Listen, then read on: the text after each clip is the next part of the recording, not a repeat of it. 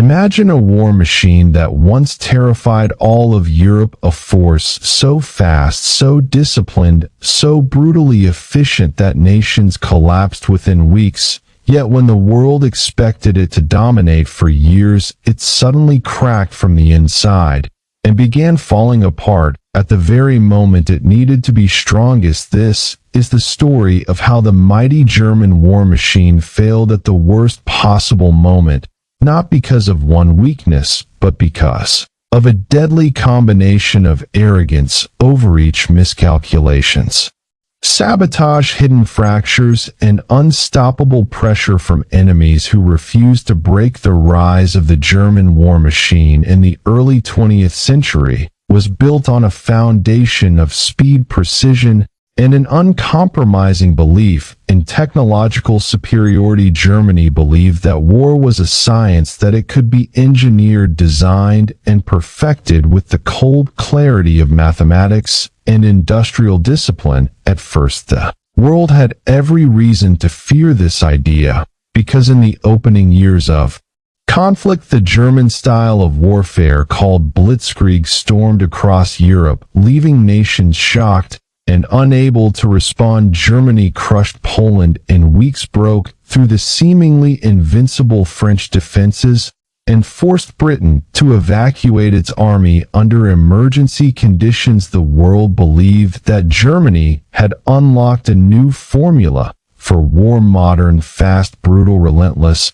But inside that unstoppable momentum were seeds of disaster, small at first, but deadly over time. The German war machine failed because it was built on myths instead of long-term stability. The myth that speed would always defeat strategy, the myth that enemies would be too slow to adapt, the myth that resources would always be available, and the myth that German leadership would always make the right decisions. These myths were powerful at first, but they collapsed one by one, especially when Germany entered the most dangerous phase of the war, the invasion of the Soviet Union. Germany struck the Soviet Union with unmatched confidence, yet this confidence was actually arrogance disguised as strategy. German commanders and politicians believed the campaign would last only a few months. They imagined a quick collapse of Soviet defenses, a shattered government, and a victorious march into the heart of a vast territory. But the reality was brutally different. The Soviet Union had immense manpower, enormous landmass, and the terrifying ability to relocate entire industries away from danger and rebuild them at astonishing speed. Germany underestimated this to a deadly degree. The German war machine was designed for short, lightning campaigns, but not for long, grinding battles across harsh geography. In burning summers and freezing winters, German troops fought across thousands of miles with supply lines stretched thin beyond imagination. Tanks broke down, trucks froze, fuel ran dry, soldiers lacked winter clothing, and the once powerful Blitzkrieg slowed to a crawl. The war machine was no longer a machine. It became a body dragged through the snow, bleeding strength every mile. One of the most devastating weaknesses of the German war machine was its industrial imbalance. Germany produced some of the most advanced tanks in the world, but they were complicated, expensive, and difficult to repair. They looked impressive, but they needed resources. Germany did not have. The Soviet Union, on the other hand, produced simpler tanks like the T-34 in massive numbers, overwhelming German forces by sheer volume. German factories worked day and night, but they could not match the speed or scale required for a long war. Germany was using precision tools in a war that demanded mass production and simplicity. Another factor that shattered the German war machine was internal conflict inside the leadership. Adolf Hitler constantly interfered with military strategy, often ignoring the advice of experienced generals. He made decisions based on ideology, emotions, and personal pride rather than logic or long-term planning.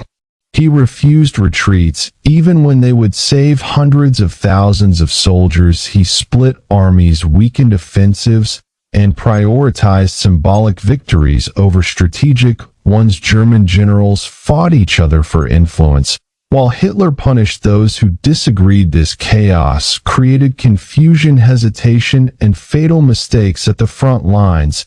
As the war intensified, Germany began to suffer from shortages that cut into the heart of its military operations. Oil was one of the biggest problems. Germany had limited access to natural oil reserves and relied on synthetic fuel production that could not keep up with wartime demand. As the Allies bombed oil facilities, Germany found itself unable to power tanks, planes, trucks, and submarines. The war machine literally ran out of fuel, and no matter how skilled German engineers were, they could not solve this simple, brutal truth. The Allied bombing campaigns further crushed German industry. Factories, transportation networks, and supply centers were destroyed at a devastating rate. Trains could not move goods, factories lacked electricity, and steel cities burned, and workers were displaced. Germany could no longer support large-scale warfare, even though it still had millions of soldiers willing to fight. The machine itself was dying from inside out. On the battlefield, the German war machine failed because it fought too many enemies at once. Germany declared war on nations it did not need to fight. It stretched its forces across Europe, North Africa, and the Atlantic, while also battling the Soviet Union, a superpower in the making. No nation in history had won a war on so many fronts, and Germany was no exception. While German soldiers were some of the most experienced and disciplined in the world, even they could not be everywhere at once. Another deep weakness was Germany's obsession with prestige weapons. Late in the war, Germany produced experimental tanks, massive artillery, rockets, and advanced aircraft, but these wonder weapons consumed resources without creating real strategic advantage. Many were prototypes or produced in tiny numbers. They looked impressive on paper, but they arrived too late or in insufficient quantities to change the war. Meanwhile, the Allies focused on reliability, mass production, and logistics, and this practical approach crushed Germany in the long run. The failure of the German war machine also came from the moral decay within the Nazi system. Forced labor, oppression, brutality, and corruption poisoned the economy and weakened productivity. Millions of people were enslaved, tortured, or killed instead of being integrated into the workforce or turned into allies. Germany created enemies everywhere. This cruelty not only weakened Germany, but strengthened the determination of the Allied powers to defeat it at any cost. By the time Germany reached its breaking point, the war machine was collapsing from every direction. Soldiers were exhausted, equipment was failing, cities were destroyed.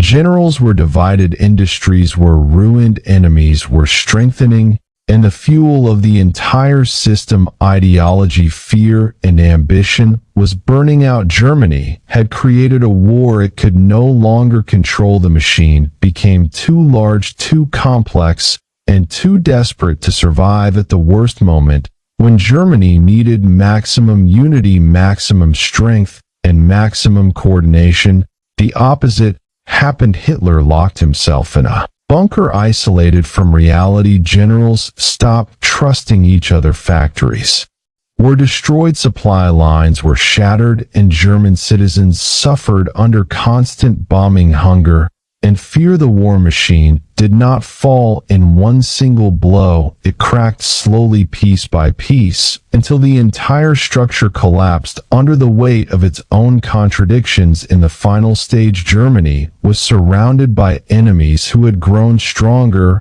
while Germany grew weaker. The United States brought unmatched industrial power. The Soviet Union brought unbreakable manpower, and Britain brought Relentless resilience. Germany was crushed between these forces like a collapsing metal shell. At this point, it no longer mattered how advanced German weapons were, how disciplined the soldiers were, or how